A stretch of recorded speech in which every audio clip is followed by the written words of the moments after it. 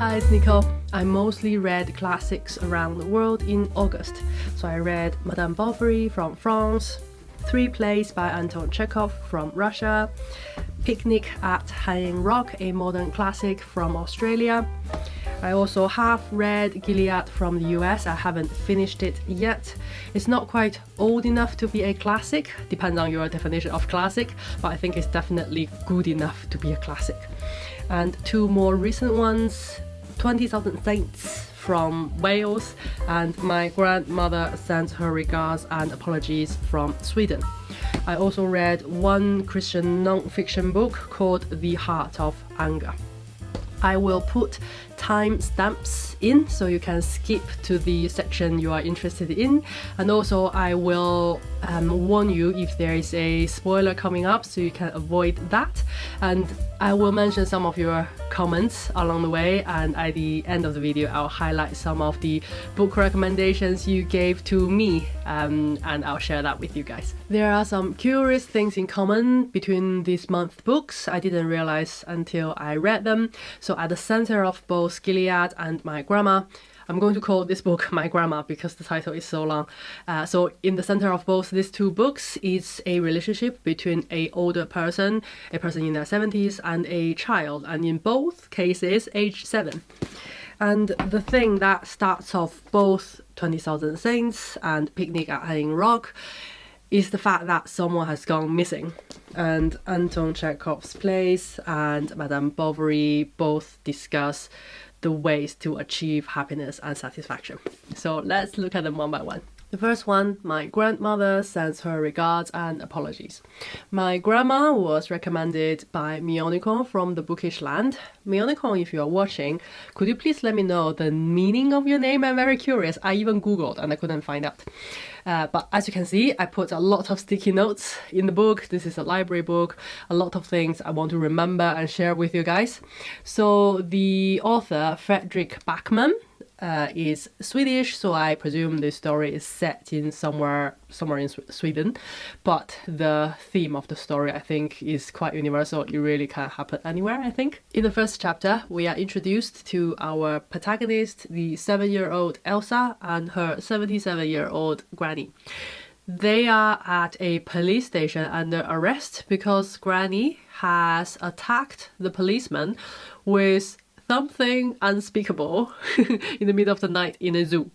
So Elsa is a bit too clever and sharp for her age, and she doesn't fit in at school. And Granny is a bit too large and heroic for ordinary everyday life, and she's a bit chaotic and crazy.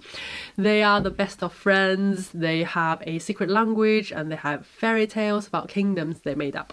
Granny sends Elsa onto a series of quests, and we soon find out the book is about the loneliness of a 7-year-old child hiding in an adventure story. It's also about the loneliness of everyone in the house and how Elsa's adventure brings everyone together. The random fairy tales are actually about real people and about real life, and Grandma's quests are as much her efforts to bring all the neighbors together as much to bring friends to Elsa. I love how Grandma help Elsa to make sense of harsh reality by using fairy tales, and how she makes immense grief and sorrow and regrets into something gentle and beautiful, something a child can handle. I love the Harry Potter references, not just in passing, but very important to the plotline kind of reference. I also love the language. It's a 7-year-old style narrative. It's a bit rumbly sometimes, but it really makes me smile. I'll give you an example. Brit Marie lives 1 floor down from Granny, and really Brit Marie also lives 1 floor down from Elsa's mom, because Elsa's mom lives next door to Elsa's granny, and Elsa obviously also lives next door to Granny because Elsa lives with her mom, except every other weekend when she lives with Dad and Lisette. And of course, George is also Granny's neighbor because he lives with Mom. It's a bit all over the place. It's heartwarming, clever and kind. A lot of humor, a lot of wisdom, surprisingly from a 7-year-old child. The way the author deals with the messiness of relationships makes me think that he must be a kind person, or I really hope he is. 20,000 Saints by Fflur Dafydd. This is a gift from a Welsh-speaking family member. This is set on a tiny island off the coast of North Wales called Bardsey. This is about a woman tries to make a documentary about a woman who went missing years and years ago, and the missing woman's son at the same time is doing a excavation on the island with a small group of women volunteers, and suddenly an ex-convict who was set to have killed this missing woman suddenly arrived on the island, and they were trying to find out what happened to this woman. Did he kill her? Did he not kill her? And in the end, it's about the Wales independence movement. I'm not interested in politics very much, so I couldn't quite understand the feeling of someone who's passionate enough about it to ruin one's own life and other people's life. I like the description of various relationships described in here, but not the overall story. If you'd like to try a story that is set in Wales, I recommend White Raven. I made a very short video about that. I will link it. Madame Bovary by Gustave Flaubert, a 19th century classic set in France.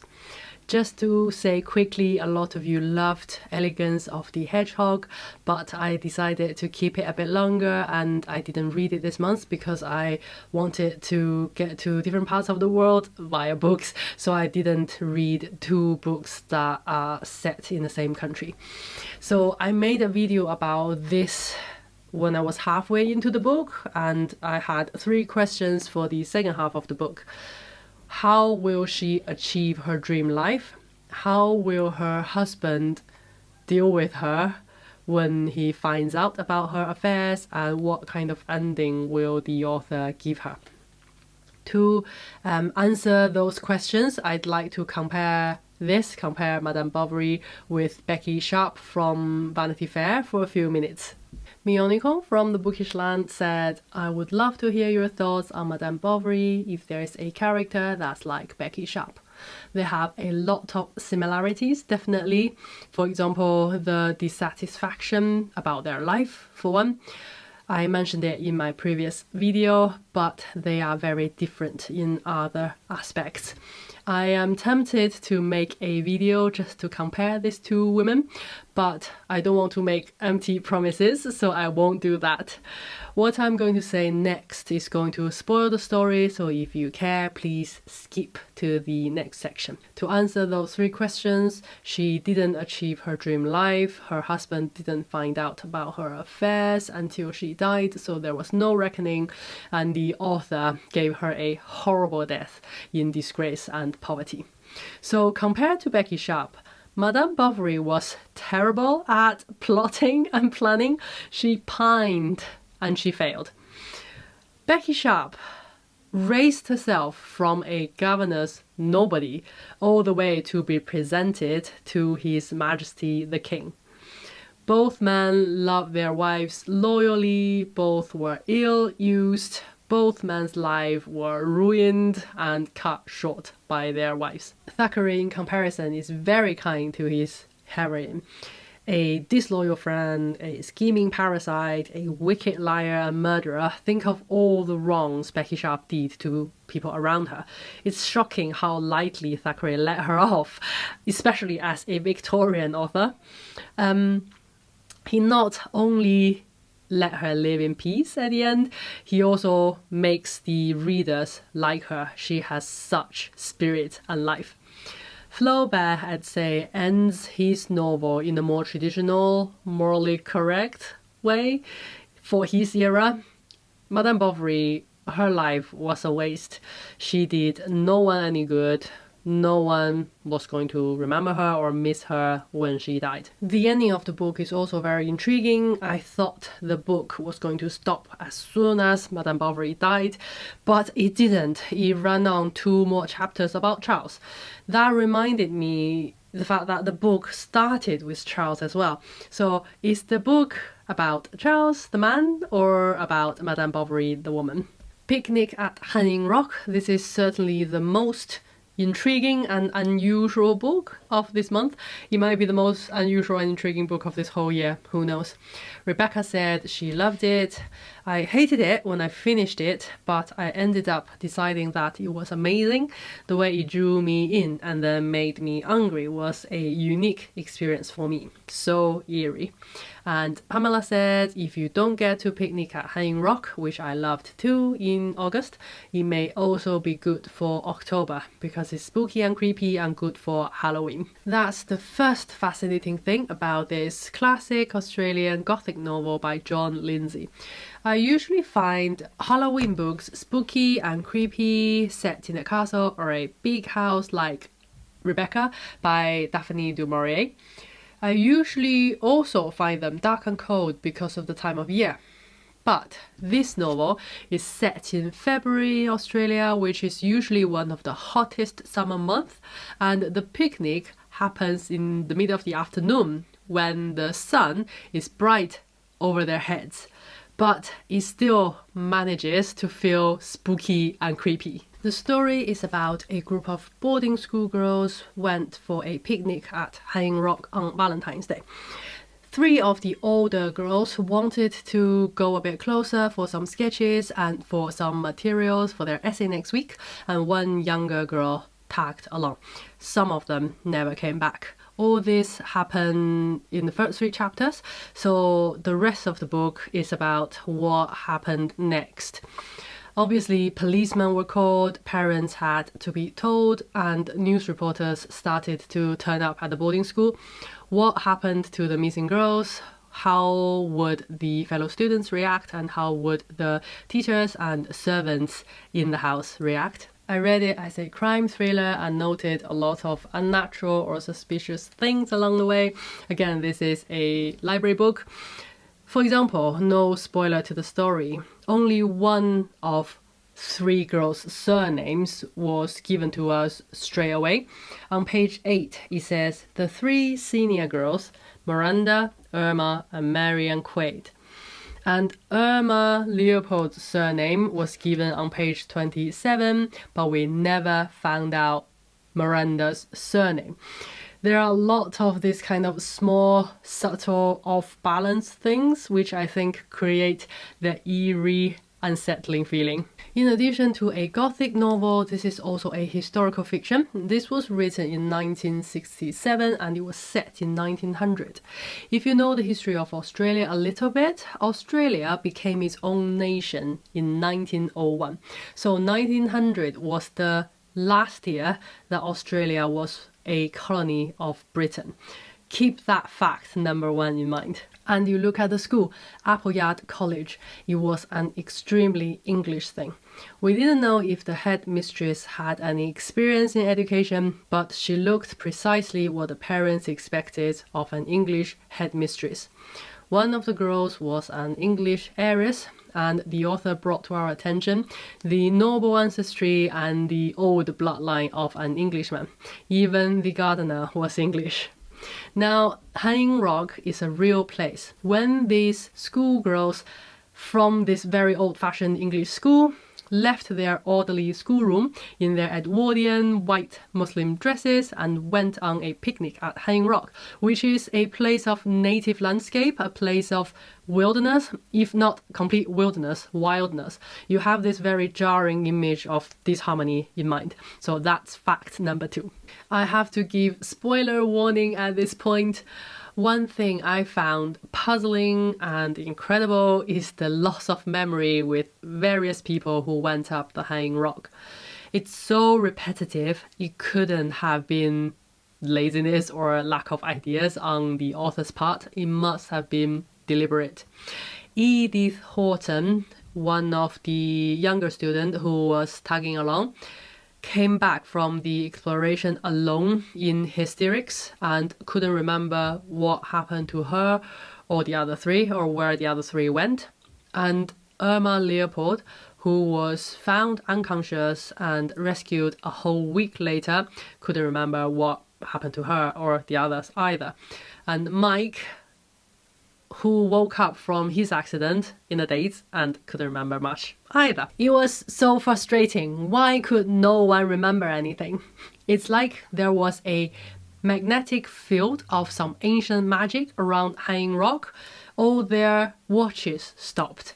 Hanging Rock didn't like any of them. Hanging Rock didn't want anyone to retell the story. The wild nature didn't want the intrusion of these civilized people, so it ate some of them up without a trace and it spat some back, but kept their memory. Because I read it as a crime thriller and I expected a solution at the end, I was really disappointed and shocked when I found out that there wasn't one. Now, as I was doing the research for this video, I actually came across the deleted last chapter by the author. It actually tells you what happened to the missing girls and the teacher at Hanging Rock. It's very weird and it could suggest a very different interpretation as what I just suggested. So it's worth a read. I read The Seagull, Three Sisters and The Cherry Orchard by Anton Chekhov. I didn't have them in my planning video, I just fancied reading them halfway into the month. I read the Oxford World's Classics edition and listened to the Audible Theatre and very quickly realized the translations are different.